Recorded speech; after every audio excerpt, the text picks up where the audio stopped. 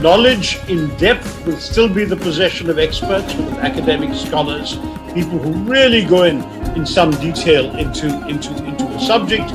Information, on the other hand, will be accessible to anybody with access to a phone and the internet. When you are born as a human being, you carry the debt of being a human by expressing yourself through empathy. But it's also harvesting the knowledge that those platforms are able to create in this new digital world, and particularly the social media. We bring this program, JLF Toronto, to you with the idea that collectively we can make a difference. That artists and writers and thinkers and speakers, they look into the past, they consider the present, and they envision a better future for each and every one of us.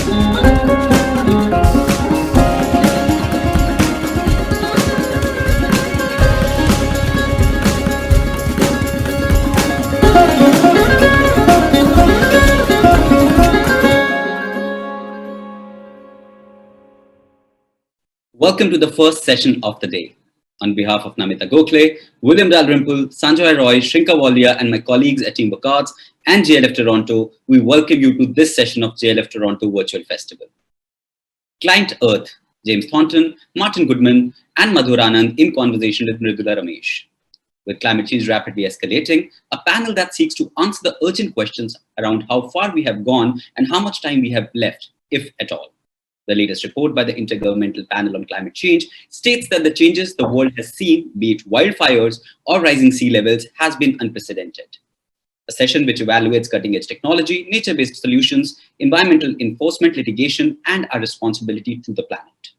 Introducing our speakers for this session, James Thornton is a world authority on the power of the law to create lasting change. Having dedicated his life to fighting for environmental justice, he launched Client Earth in 2007, sparking fundamental change in the way environmental protections are made and enforced across Europe. Now operating globally, Client Earth uses advocacy, litigation, and research to address the greatest challenges of our times. Martin Goodman has published 11 books, both nonfiction and fiction. Award-winning nonfiction includes his biography of the pioneering scientist J.S. Haldane and Client Earth, the story of eco-lawyers battling to save the planet.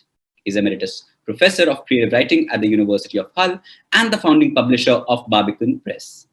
Our next speaker, Madhur Anand, is the author of the book of poems, A New Index for Predicting Catastrophes, and the experimental memoir, This Red Line Goes Straight to Your Heart, both considered trailblazing in their synthesis of art and science. A New Index was a finalist for the Trillium Book Award for the poetry, while This Red Line won the Governor General's Literary Award for nonfiction.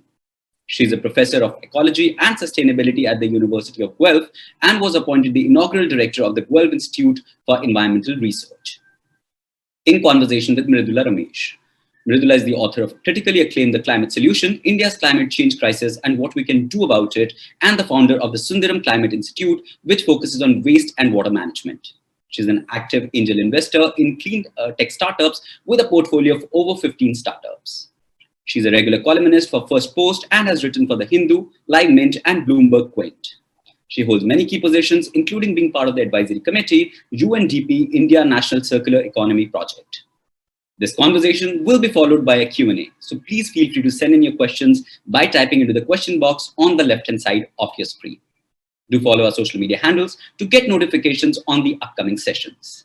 Ladies and gentlemen, presenting Client Earth, James Thornton, Martin Goodman, and Madhur Anand in conversation with Mridula Ramesh. Mridula, over to you.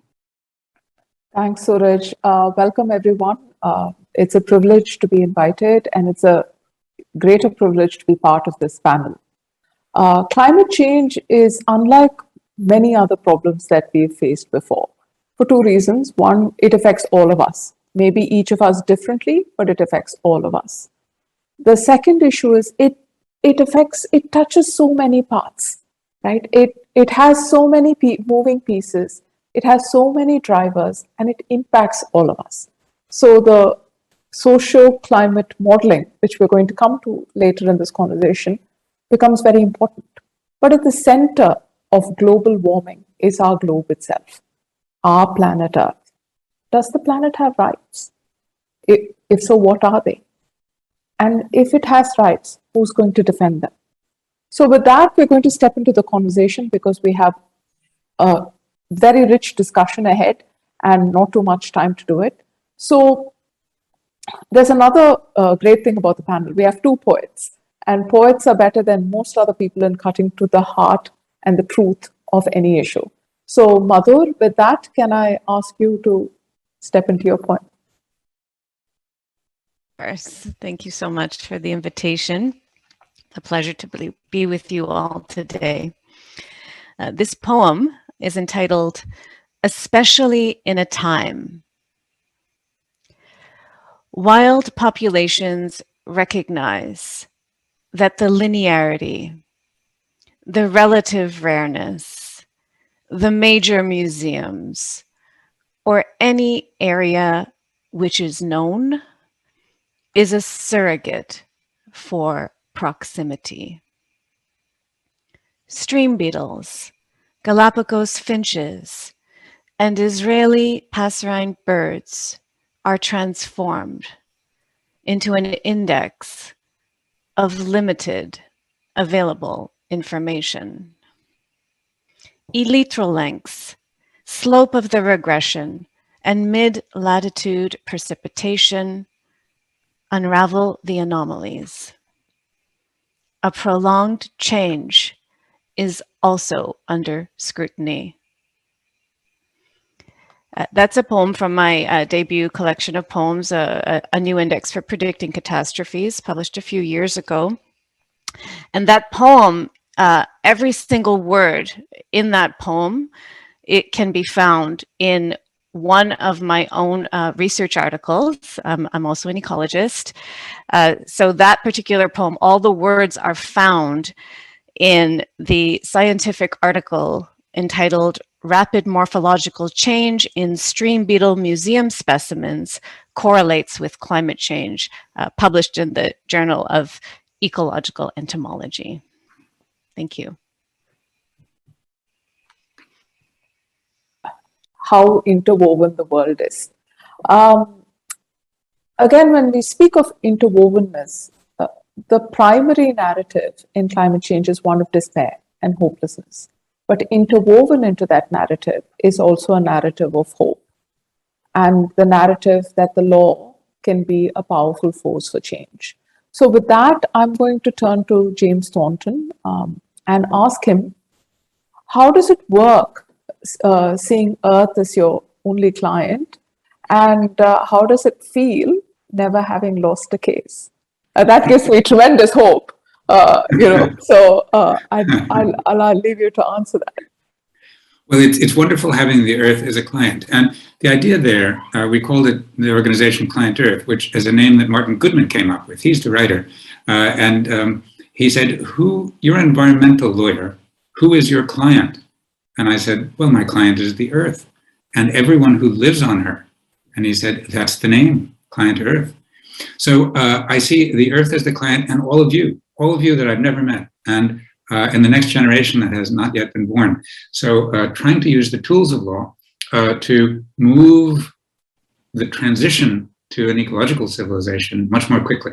It's a very, very powerful set of tools. So we all know that governments, some of them are well-intentioned, but not doing things fast enough.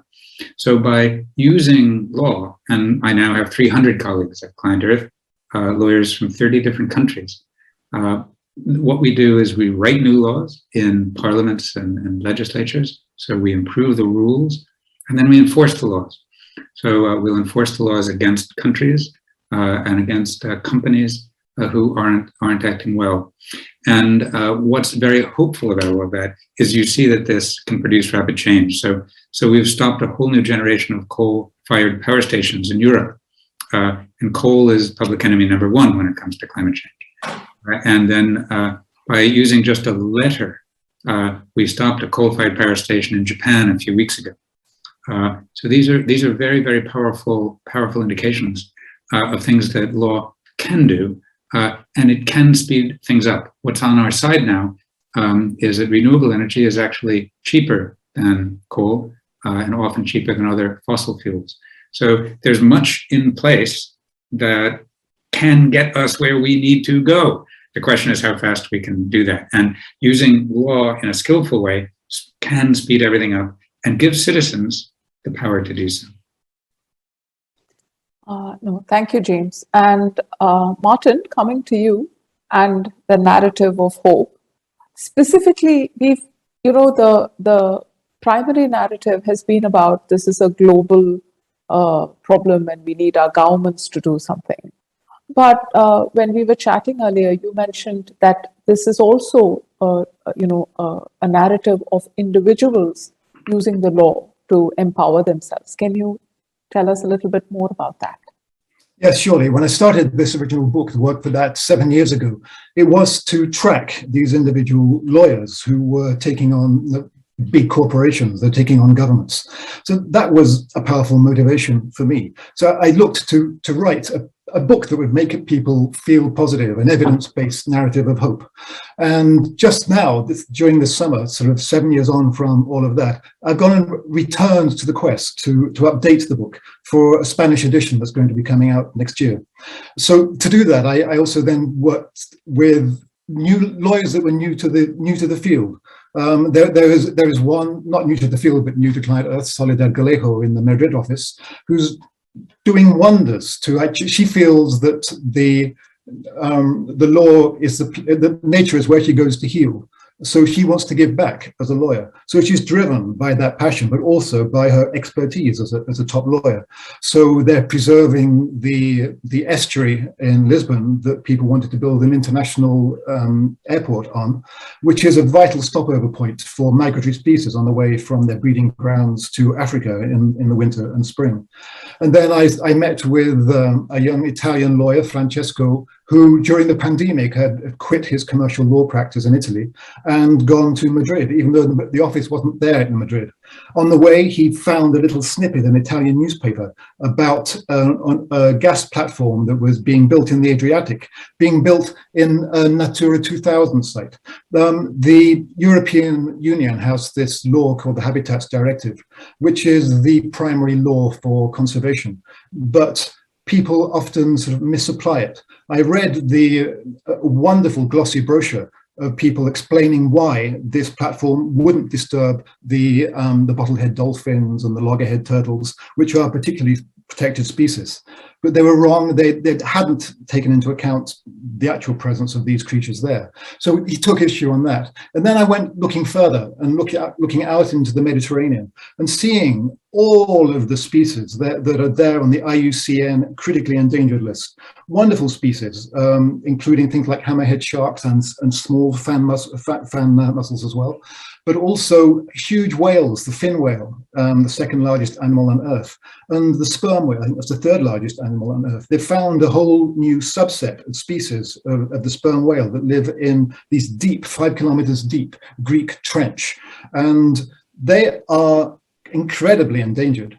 And Greece has decided in this time of climate warming, but in times of their own sort of financial stress, to sell all the rights for gas and oil exploration in the Mediterranean, in all of these precious Greek waters.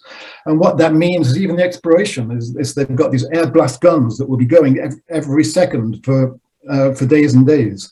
And we've got sperm whales that use echolocation, the most sensitive ways of treatment. Loggerhead turtles too, sensitive echolocations. So what it needs is lawyers. Every one of these platforms needs a lawyer going in there to take issue with it all and to see, have you really actually honored the law here? Have you done the environmental impact assessment correctly and things like that? So what I found was the small but kind of excited team recognizing that there are these laws in place. There are these wonderful clients that are out there, sperm whales and fin whales and dolphins, and but also seagrass and stuff like that, that all need their lawyers. And Client Earth, these just few guys and girls, it's actually 70% of the lawyers are all women, and they're nearly all young, and they've all decided often to give up successful careers. James will be able to tell you that often they're using not just environmental laws, but corporate laws to attack people, and they're having a real effect. So I've just found, yes, inspiring stories of people who are using this way that we weave control over our planet, being laws, to great effect. Yeah, so I'm inspired. I'm inspired too. That's just fantastic.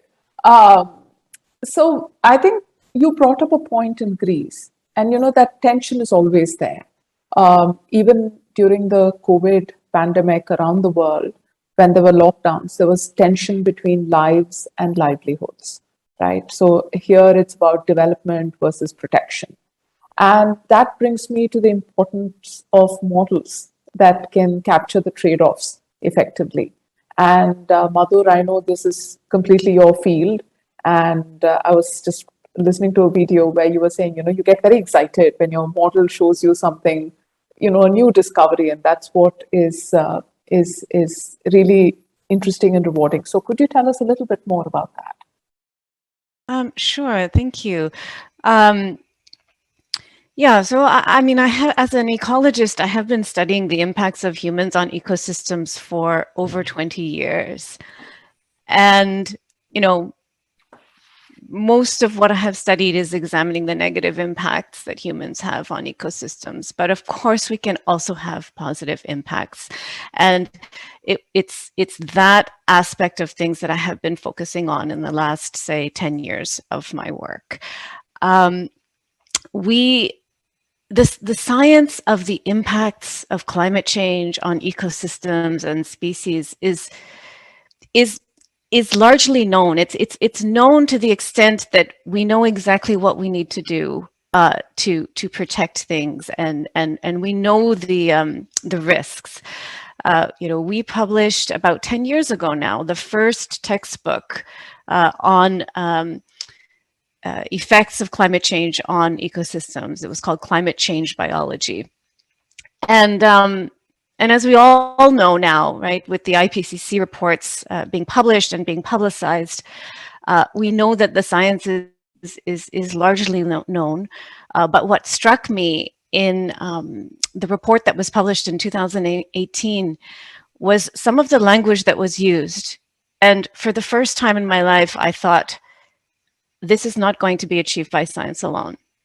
And it was the phrase, rapid, unprecedented, far-reaching changes in all aspects of society are required. That was 2018. That phrase just, really, really profoundly changed my thinking. And so we have been developing for several years now what we're calling coupled human environment models. These are models where we take a lot of the known science on the ecological and climate side, but we couple them to models of human behavior and social systems. We've published a number of these studies now looking at a variety of ecosystems. And for these models, we look at the two-way coupling.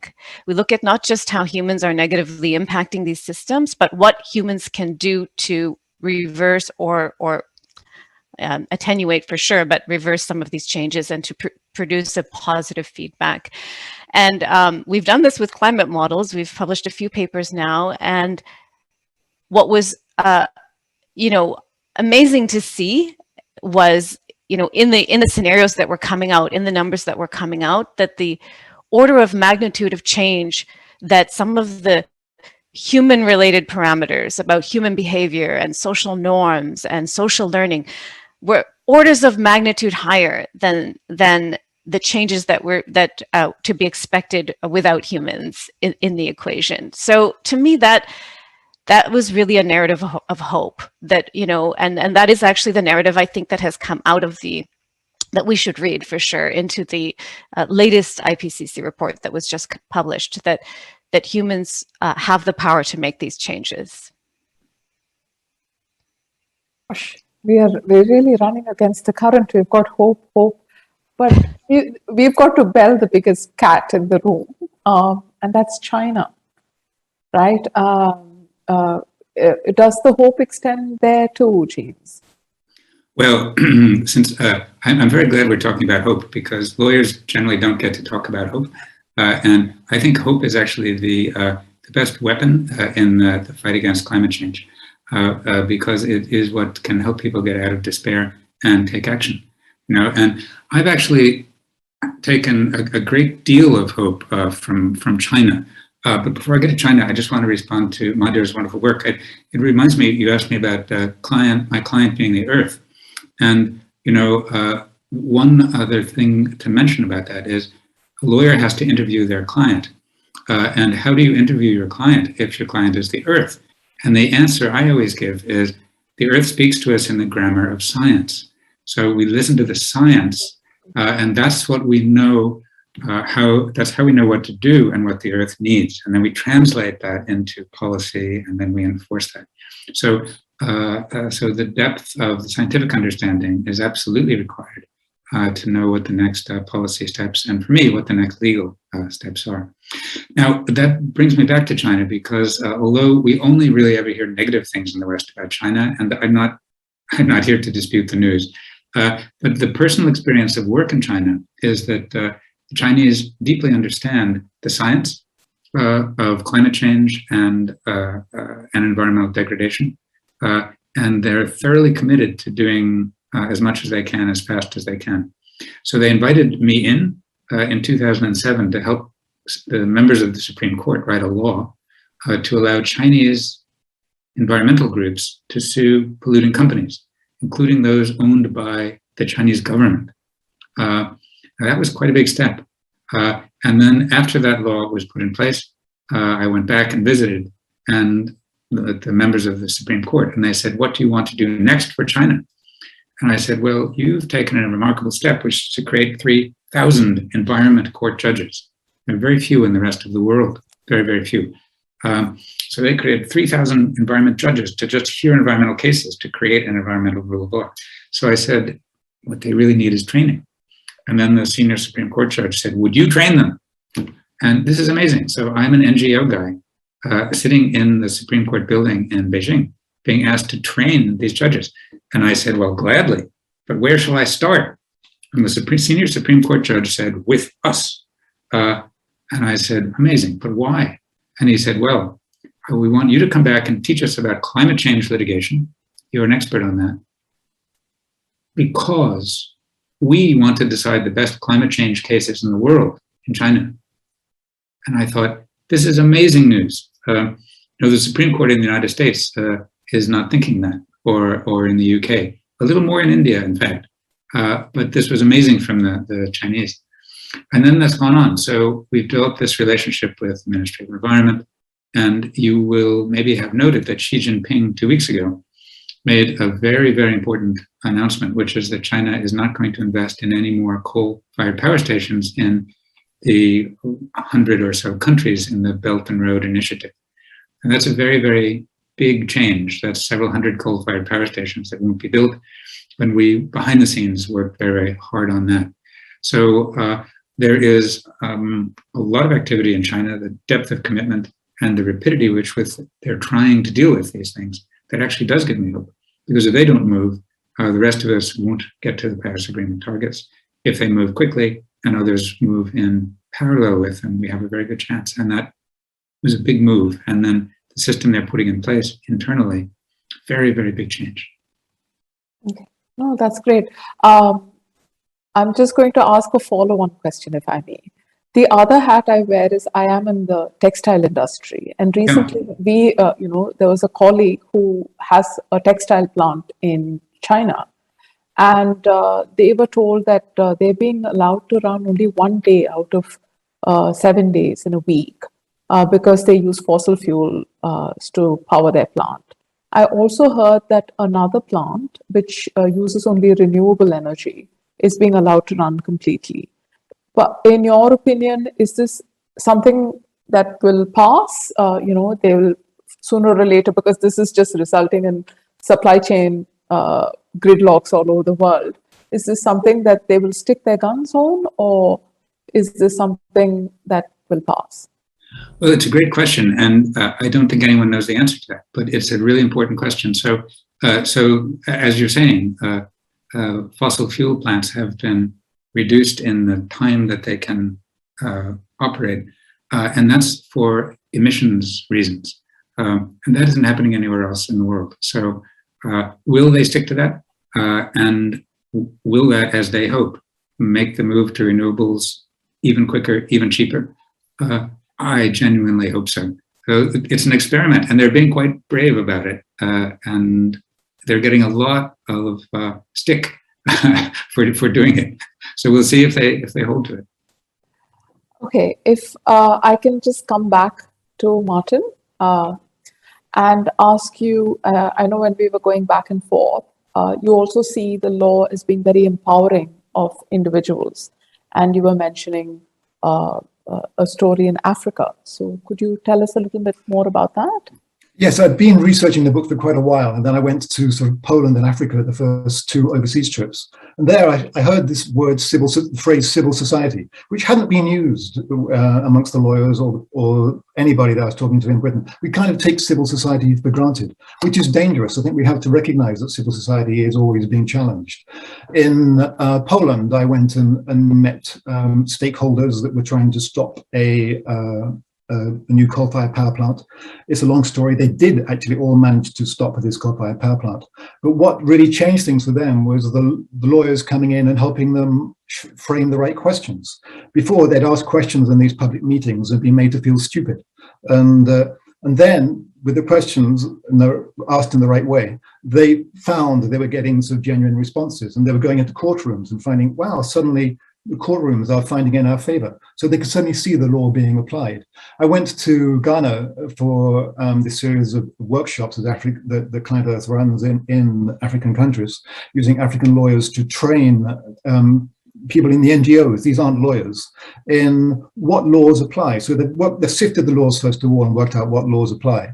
And then they trained them in how to use them.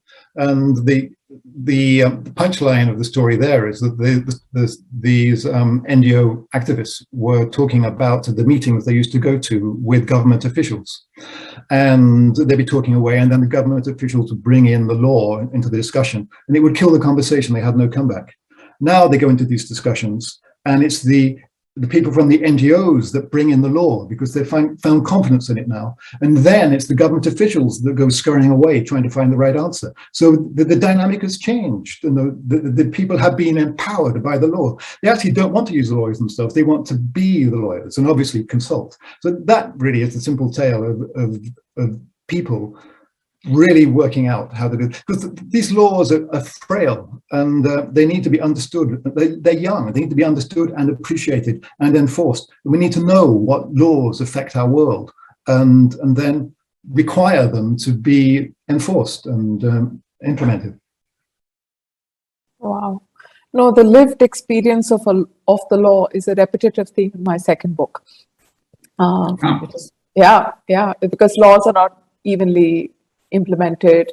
It can be a paper law, and it doesn't have heft, spirit versus letter, so many things. So but Madhur, to your point, I'm total believer in human behavior.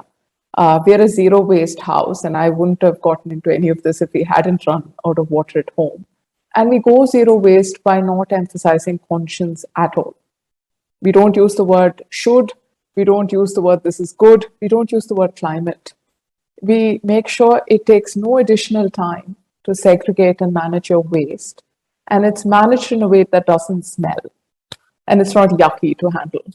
And, and it's an important point that, human behavior is really the beast we need to tackle. So with that, I'm actually going to turn it over to James, who I believe took on Feynman's challenge of writing a poem that speaks to science. So, yes, I have a whole book called The Feynman Challenge. It's a physicist called Richard Feynman who said, "Why can't poets write about science?" So I wrote a whole book about that. I want to actually read a poem that is from my next book, and it's called "Save the Song," and I was inspired to do a poem about birds because Madhur mentioned songbirds earlier, and this is a place where I go. So I see nature really as my teacher. It's where I go to learn and where I go to refresh myself and charge my batteries. So then I go and help people change their behavior. So here's a poem called "Save the Song."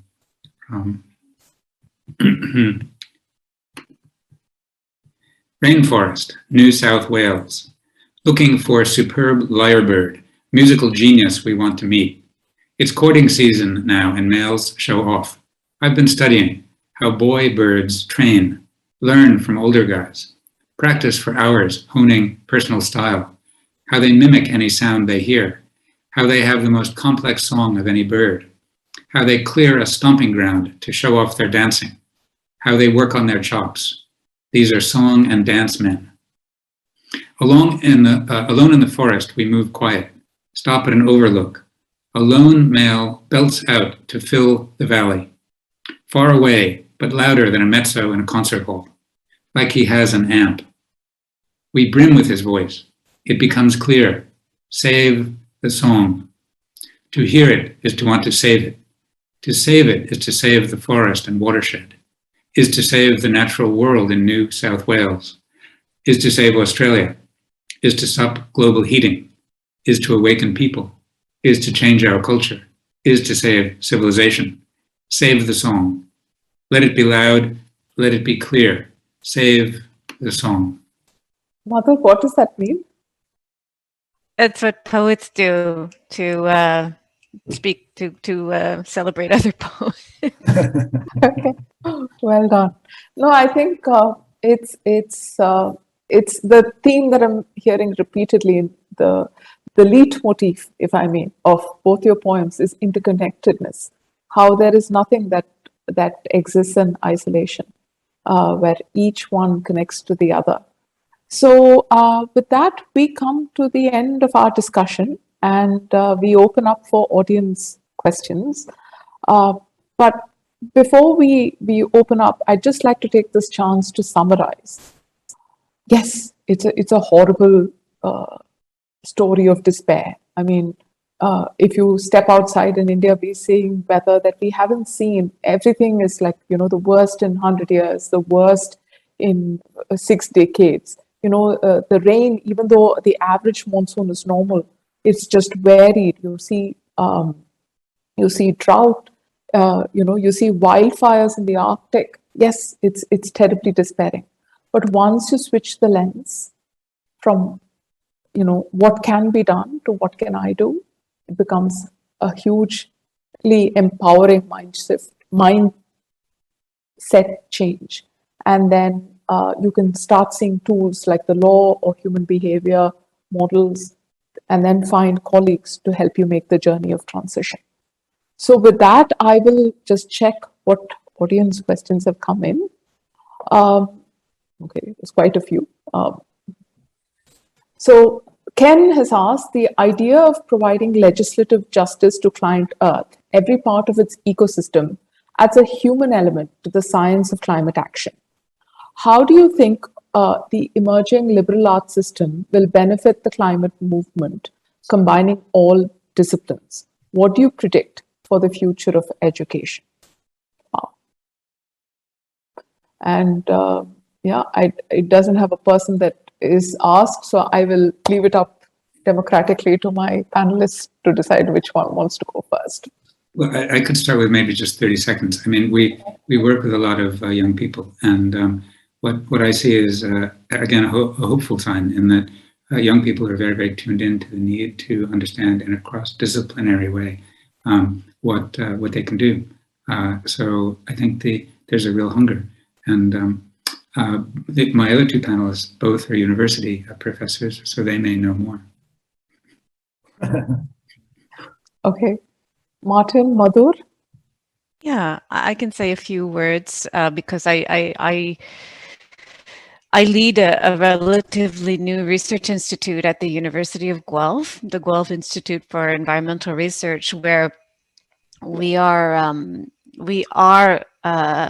looking at ways to really bring together different disciplines, especially the arts and the sciences, but also that includes social sciences, natural and social sciences, to examine all of our environmental crises. And I think the question was what's the role of liberal arts in all of this? And I hope that we have seen today, just from of these poems as just one example, one of many examples of the role of art in articulating, expressing, and imagining us into new pathways. So to take hope and to take it a little bit further, I was thinking about what James said earlier about how for him and for Law that the earth speaks in the language of science. And I really appreciated that, being a scientist.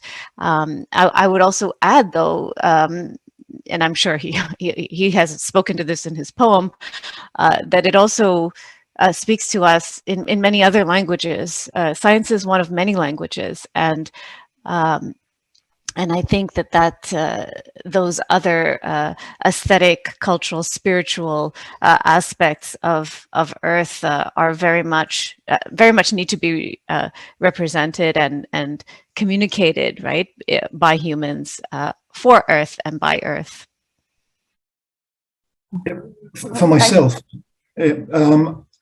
I find that just in writing fiction now, the climate crisis comes through.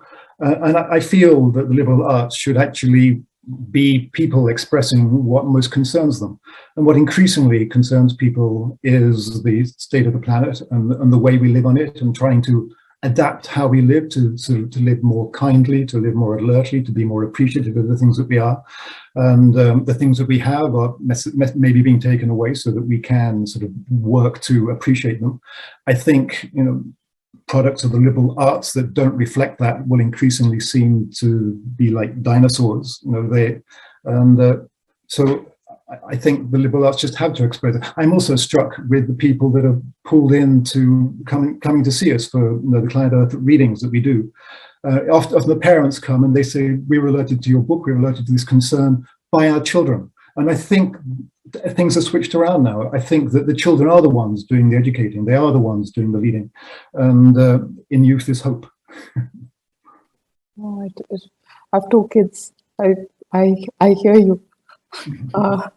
So Ella has asked, this is for Martin and James, among the clients that make the overarching client Earth, those within the human system, marginalized, disadvantaged, dispossessed, discriminated, need equal and urgent legislative justice.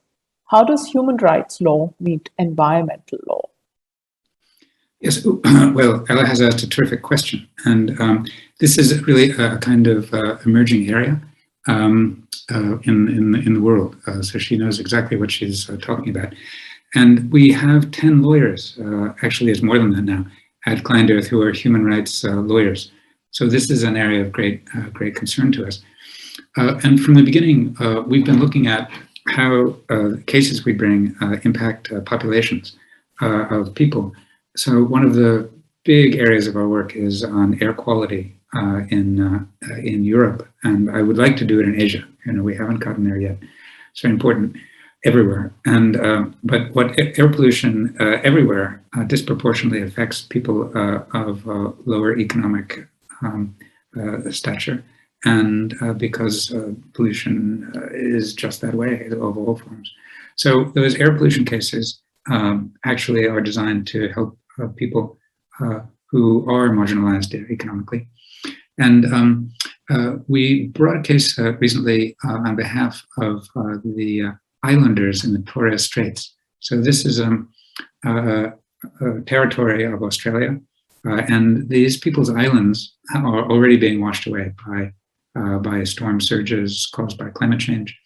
So we brought a case, which is a human rights case, for them at the UN against Australia, which is being determined. And we're also, I can't tell you the name of the oil company yet, but we're doing a big human rights case soon against one of the world's big oil companies. So I think human rights and environment are finally coming together in a very focused way, because otherwise, and it's very helpful because environmental problems can seem very remote. But they're important because they affect people as well as ecosystems. And the human rights aspect of cases can actually make people understand that these are real human, intimate problems. They're not just about something else. Okay, thank you. I'm just conscious of time. We have 5 minutes and 2 more questions. So one for Madhur and one more for Martin. So I'm going to shorten the first question. This is for you, Madhur, and I'll ask them both together. How can science and art work in harmony to show us and promote something powerful about the crisis? And for Martin, how can efforts of non-governmental organizations, civil society, be complemented and enabled by government policy and principle? Okay, I'll attempt to answer it. I mean, you know, as somebody who is a scientist and an artist, I have to say that I personally don't really make the distinction that much. Obviously, I know that there are different things, but as an individual, I have to integrate them into the way I live and the way I think and how I do both. But I think one thing that I would just say to that question, which doesn't, I don't know it has a single answer, is that, you know, I would say anything that would bridge the divide between these different disciplines can help us better understand and solve environmental crises. And so I would say, you know, I would ask everybody watching and everybody to think about how, you know, where is the poetry in the science? Where is the science in the poetry? And simply by asking that question with respect to climate change, I suspect that we will find within us and also around us a new pathway. Wow, well said. Okay, on my question, I'll give this one a stab, but I think NGOs represent us, the people. They represent everybody else. And sometimes we can think we leave them to it.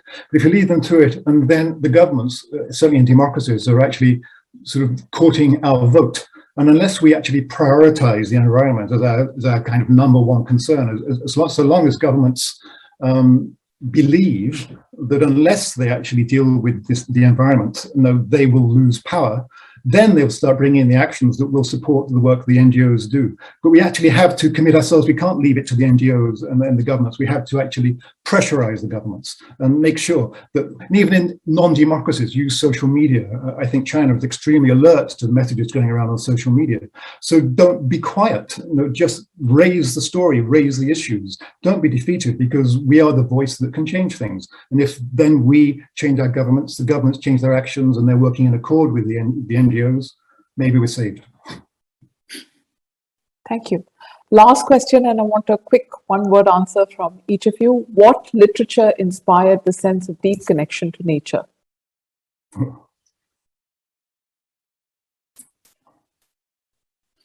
I guess for me, it's actually the book of nature itself, being in nature and having it be direct teacher. Wonderful. Martin? I'm just thinking of the teachings of Ramana Maharshi around Arunachala. He was born in my town. Oh, really? Uh-huh. Yeah. Oh, wonderful. Yeah. Okay. Madhur? What literature inspired my deep connection to nature? Connection to nature. It was my scientific literature. It was the scientific literature for me. Yeah. Okay, so time is up, and I think the one thing truth is a pathless land. We can come to the truth through the teachings of Ramana, through a walk in the forest, or through scientific literature. So that we're out of time, guys. So thank you very much. It's been my honor to share virtual space with each of you. Thank you so much. Thank you. Thank you. Beautiful hosting. Thank you, Mridula. Thank you, James, Martin, and Madhur, for really an eye-opening conversation that had us listening with rapt attention. And thank you, Mridula, for being a wonderful moderator and driving the conversation so well. And thank you all for joining in and being such a great audience. If you like the session, do consider supporting us through the Pay What You Choose option button on the right-hand side of your screen. Your support is greatly appreciated. Once again, we'd like to thank all our partners for their support. We hope you all enjoyed this conversation and will tune in for our next session, Speak Not, Empire, Identity and Politics of Language, James Griffiths and Mohini Gupta in conversation at 11 a.m. Eastern Time and 8:30 p.m. Indian Standard Time. And now we present A.F. Moritz from the Candlescape Poets and Storytellers presenting his poem, House. Enjoy.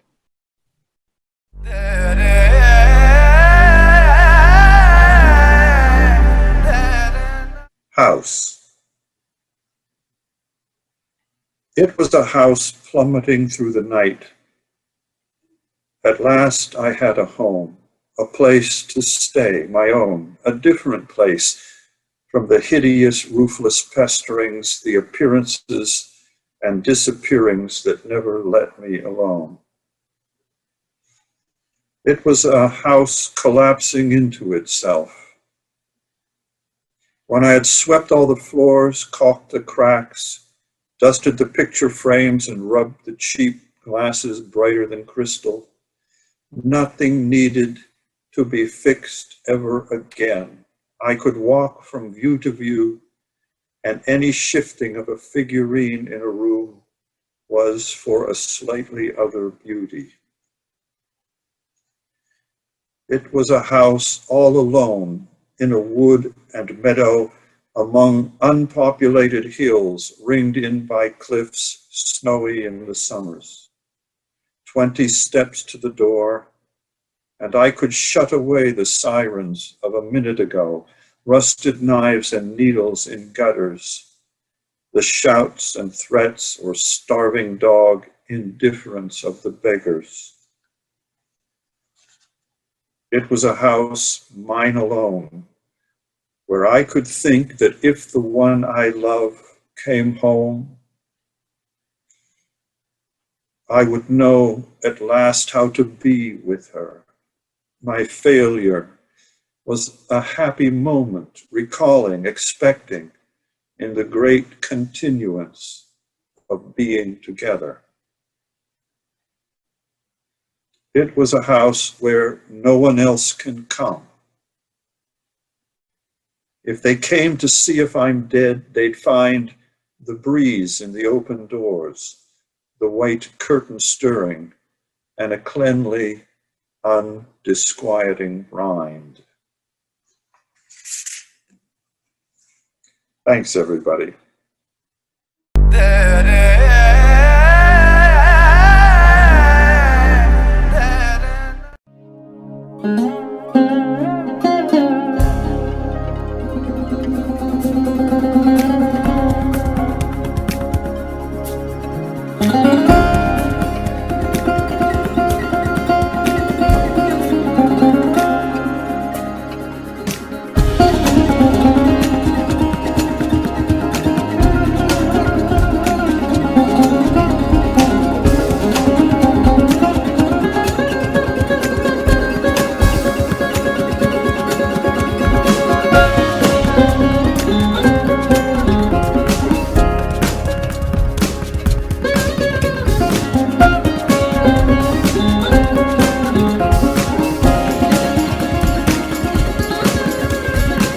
Knowledge in depth will still be the possession of experts, of academic scholars, people who really go in some detail into a subject. Information, on the other hand, will be accessible to anybody with access to a phone and the internet. When you are born as a human being, you carry the debt of being a human by expressing yourself through empathy. But it's also harvesting the knowledge that those platforms are able to create in this new digital world, and particularly the social media. We bring this program, JLF Toronto, to you with the idea that collectively we can make a difference.